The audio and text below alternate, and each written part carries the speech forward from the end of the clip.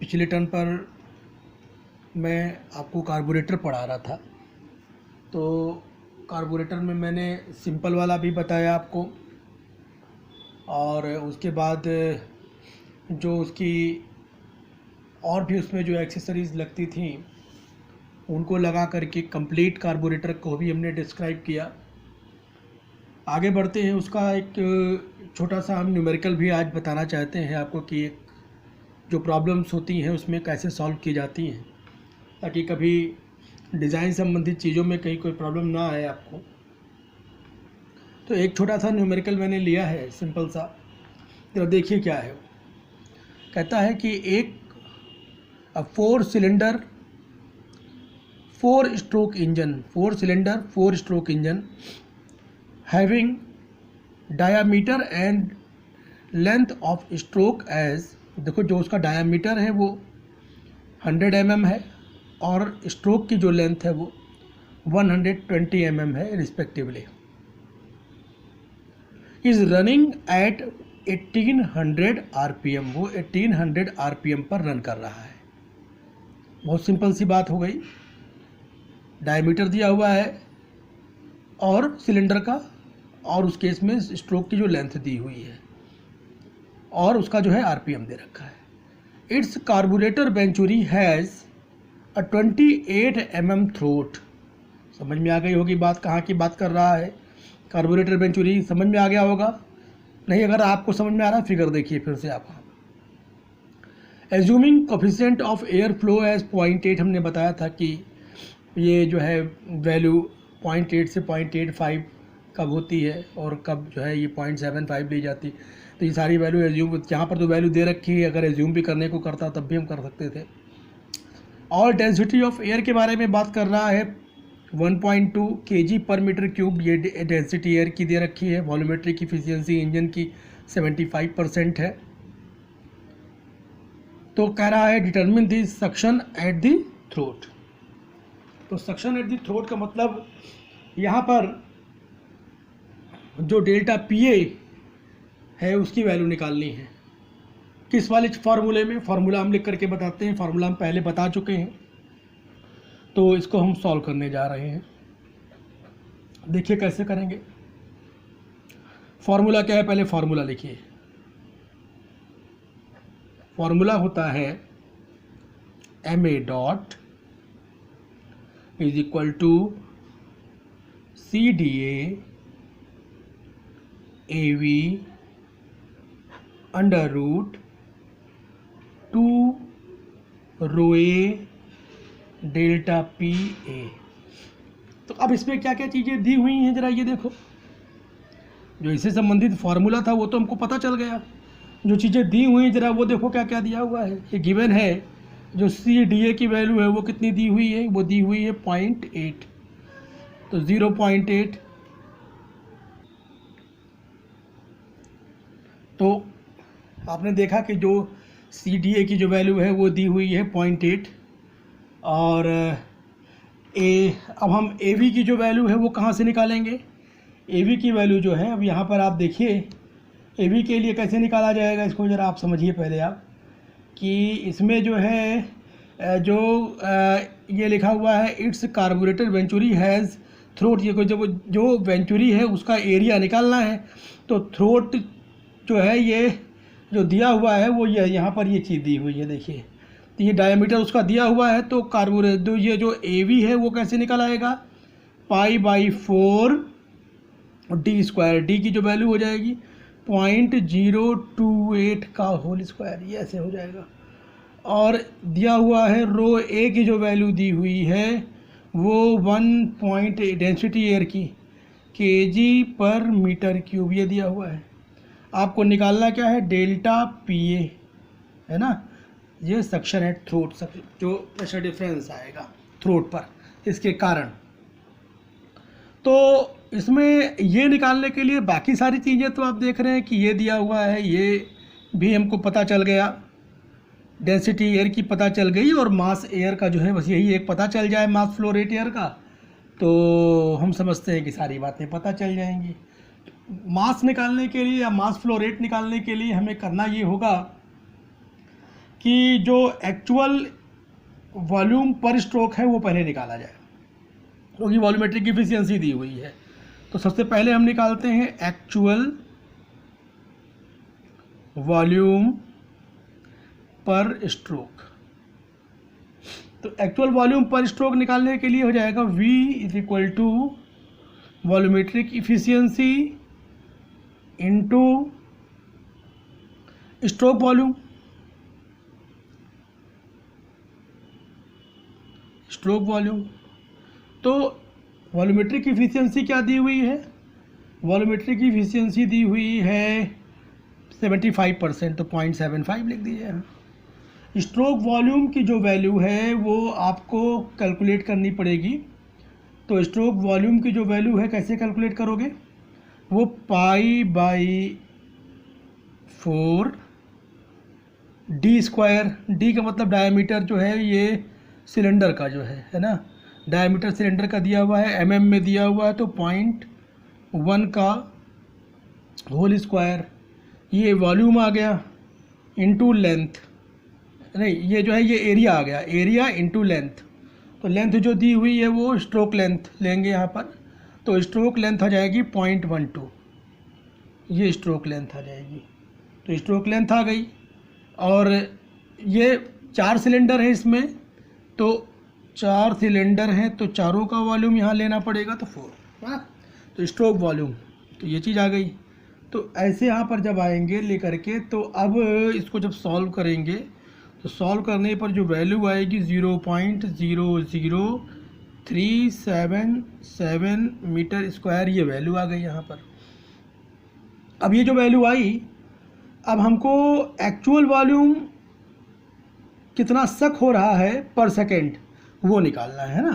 तो actual volume sucked per second, तो actual volume sucked per second जो होगा वो क्या हो जाएगा? देखो ये जो वैल्यू आई हुई है ये क्यूब में होगी, है ना, यहाँ पर ही क्यूब में आई। तो actual volume sucked per second जो आएगा वो क्या आ जाएगा? ये जो आया है actual volume sucked per second, वो ये तो जो है ये जो आया ये तो इसकी वैल्यू आई वॉल्यूम की, सॉरी, और इसको 0.75 से मल्टीप्लाई करिए, तो अब जो वैल्यू आएगी वो एक्चुअल वैल्यू आएगी। कितनी वैल्यू आ जाएगी? ये आ जाएगी 0.00283 मीटर क्यूब, ये आया है। तो अब जो वैल्यू लिखेंगे एक्चुअल वॉल्यूम सेक्ट पर सेकेंड, वो क्या हो जाएगा? वो हो जाएगा 0.00283 इंटू RPM दिया हुआ है 1800, 4 स्ट्रोक है तो अपान 2 करना पड़ेगा, पता होगा आपको। देखिए ये RPM है, रोटेशन पर मिनट, हमको पर सेकेंड में बनाना है, 60 से डिवाइड। तो कुल मिला करके जो आया, ये जो वैल्यू सॉल्व करने पर आएगी वो आएगी 0.04245 मीटर क्यूब पर सेकेंड, यहाँ पर ये आ गया, ये चीज़ आई। तो अब हमको ये जो वॉल्यूम आ गया, तो एक्चुअल वॉल्यूम, तो ये क्या हो गया? वी एक्चुअल कह सकते हैं इसको। तो mass of air sucked per second ये हमको चाहिए, therefore mass of air sucked per second, तो ये क्या हो जाएगा?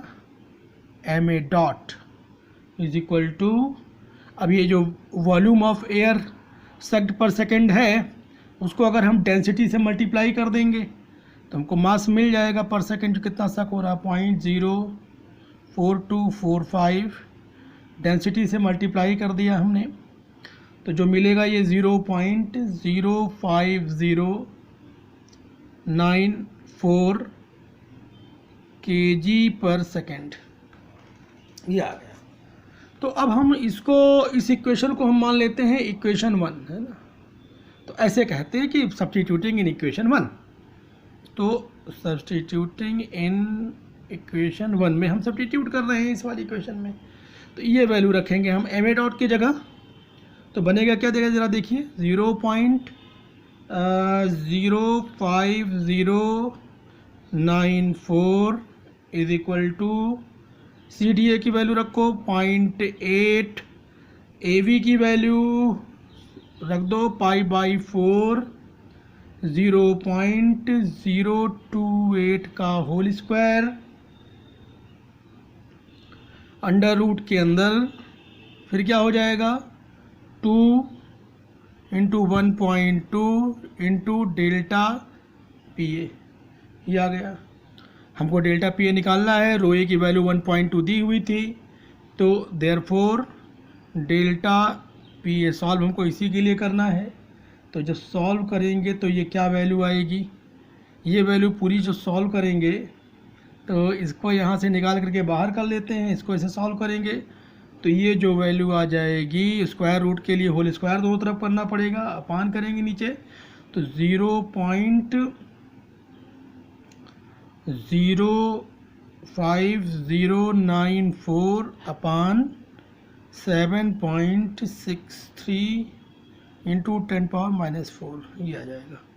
तो ये बराबर जो वैल्यू आएगी ये आ जाएगी 4457 न्यूटन पर मीटर स्क्वायर। और इसी को अगर हम बार में बनाएं तो ये हो जाएगा 0.0447 बार। ये प्रेशर डिफरेंस आया, इसी को बोलेंगे, यही आंसर आ गया हमारा। तो कहने का मतलब ये है कि हमको सिंपली देखो सिंपली ये देखना है कि जो हमारे पास फार्मूला है वो फार्मूला तो बदलना है नहीं, उसी में ही सारे डेटा दिया हुआ होगा और उसी में ही हमको उसी के हिसाब से उसी की मदद से निकालना है। तो पहले हमने फार्मूले को ही लिख लिया, यहाँ पर सबसे आसान हमारे लिए यही रहा। फिर अब देखा हमने कि क्या क्या चीज़ें इसमें दी हुई हैं, क्वेश्चन पढ़ा। चूँकि 4 स्ट्रोक है, थोड़ा सा ये ध्यान रखना पड़ेगा कि 2 स्ट्रोक और 4 स्ट्रोक में थोड़ा सा जो है ये विशेष ध्यान रखना पड़ता है। तो अब ये सारी बातें आई, डेंसिटी एयर की दे ही रखी थी हमने, एक्चुअल वॉल्यूम पर स्ट्रोक निकाला, फिर एक्चुअल वॉल्यूम कितना सक होता है उसके लिए निकाला, फिर मास निकालने के लिए मास ऑफ एयर निकालना था, उसको हमने फिर डेंसिटी से मल्टीप्लाई कर दिया, निकल आया मास, निकल आया पर सेकेंड, मास कितना सक हो रहा है पर सेकेंड। फिर हमने फॉर्मूले में रखा जो वैल्यूज़ दी हुई थी यहाँ, फिर उसके बाद रख करके सारी वैल्यूज़, देखिए सारी वैल्यूज़ यहाँ पर रखा गया। उसके बाद डेल्टा पी ए के लिए हमने सॉल्व कर लिया इसको। एक चीज़ ये हो सकती थी, क्या चेंज हो सकता था, यहाँ पर ये 4 स्ट्रोक की जगह 2 स्ट्रोक दे देता, एक तो ये चेंज हो सकता था। दूसरी चेंज ये हो सकता था कि ये जो है जो कोफिशिएंट ऑफ एयर फ्लो दिया हुआ है यहाँ पर इसकी वैल्यू ना देता हूँ, तो आपको वो एज्यूम करनी पड़ती उस केस में। तो ये सारी चीज़ें आप देखिए कि कैसे ये फार्मूले यहाँ पर यूज़ हो रहे हैं और कैसे इनको हम लगाते हैं क्वेश्चन को। हम समझते हैं कि ये क्वेश्चन आपको अच्छे तरीके से, इस तरीके का क्वेश्चन वॉल्यूमेट्रिक एफिशिएंसी चेंज भी की जा सकती है। यहाँ पर 75% है, 80% भी कर सकता है, 90% भी कर सकता है, जो भी होगी वो का जैसा क्वेश्चन होगा उसकी रिक्वायरमेंट के हिसाब से। सक्शन एट दी थ्रोट का मतलब, सक्शन एट दी थ्रोट का मतलब ही यही है कि जो प्रेशर डिफरेंस है उसके बारे में बात कर रहा है। जो सक्शन एट दी थ्रोट का मतलब ही यही है कि जो प्रेशर डिफरेंस है उसी के बारे में बात कर रहा है। तो जो प्रेशर डिफरेंस है उसी को लेकर के हम चलेंगे यहाँ पर। तो ये सारी बातें इस तरीके से आ रही हैं। तो हम समझते हैं कि कार्बोरेटर का जो टॉपिक है वो करीब करीब पूरी तरीके से कंप्लीट हो गया है। अब हम आगे इस लेक्चर को बढ़ाएंगे और इससे संबंधित और भी जो भी क्वेश्चंस हैं आप लोगों ने पहले भी आईसी इंजन में लगाए भी होंगे, और थोड़ी प्रैक्टिस और भी आप लोग कर लीजिए, अपनी बुक से भी देख लीजिएगा। आईसी इंजन वाली बुक में भी बहुत सारे क्वेश्चन दिए हुए हैं कार्बोरेटर से संबंधित। वहाँ पर अगर आप जाएंगे तो कार्बोरेटर के और भी क्वेश्चंस और भी न्यूमेरिकल्स मिलेंगे। जो दूसरा फार्मूला हमने आपको बताया है उस फार्मूले पर भी बेस्ड कई न्यूमेरिकल आपको मिलेंगे। तो चूँकि यहाँ पर जो है उतना समय नहीं है कि हम बहुत सारे न्यूमेरिकल्स एक साथ ले सकें, तो वो सारे न्यूमेरिकल हम आपको जो है अपना होमवर्क दे रहे हैं, आप अपने हिसाब से आप उसको करते रहिए जैसी आपकी रिक्वायरमेंट है उसके हिसाब से। तो आज का लेक्चर हम सोच रहे हैं यहीं तक रखते हैं, आगे हम नेक्स्ट लेक्चर में बात करेंगे। Thank you.